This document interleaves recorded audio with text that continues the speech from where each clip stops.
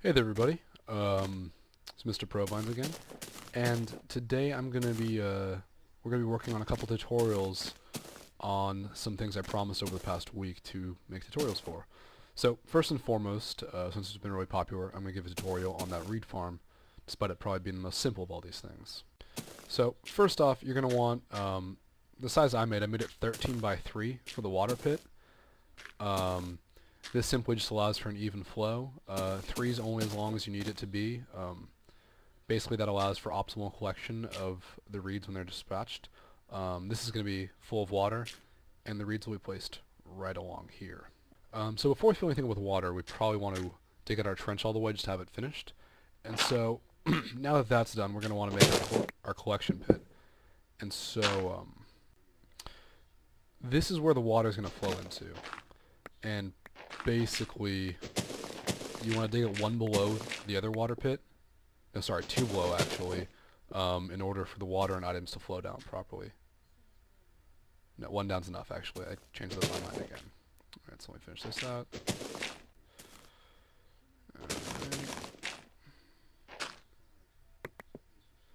Great.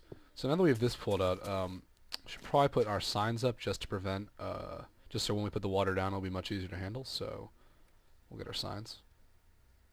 And we're going to place them all like this.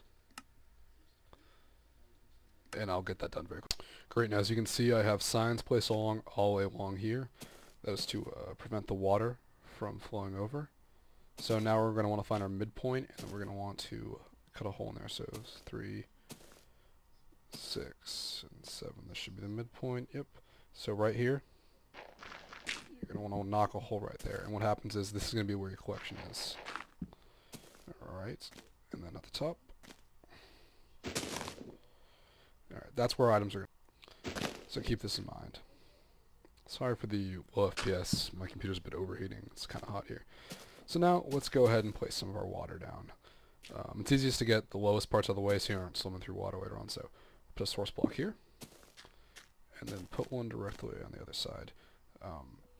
As you can see, the water is going to meet evenly in the middle, and all items will flow down there. I'll look at that little example for me already. Great. From there, we're going to need to put water up here. And I like to put water on every single source block just to allow for even flow. Sorry, on every single block to allow even flow. So I'll finish that for you, and then I'll show you the end. Great. Now as you can see, we have all the water blocks down.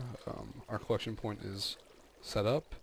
Well, I guess we should put some ladders in there probably just to access it a bit easier. So we'll put ladder here and here. Great. And so, great. So now let's plant our reeds and get our pistons ready. So this whole part's pretty simple, honestly. The water's probably the most complicated part to it, and that's not saying much. So we're going to plant a reed in every square here.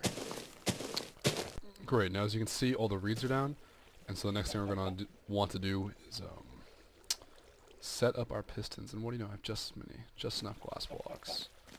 So in retrospect, I probably should have set this up earlier because pistons are kind of annoying to set them up at the angle, but it really shouldn't be a problem. Oh, well, damn.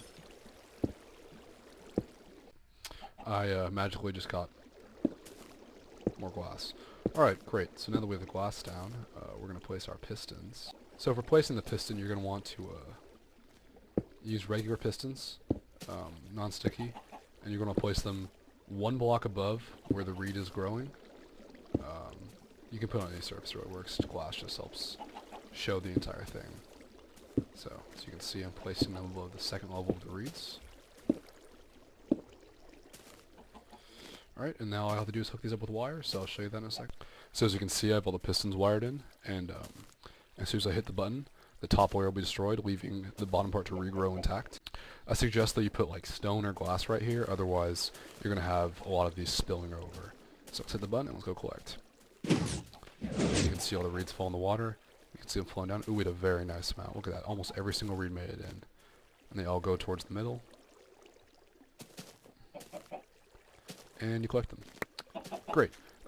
Next, I'm going to have a tutorial on the water elevator. Enjoy.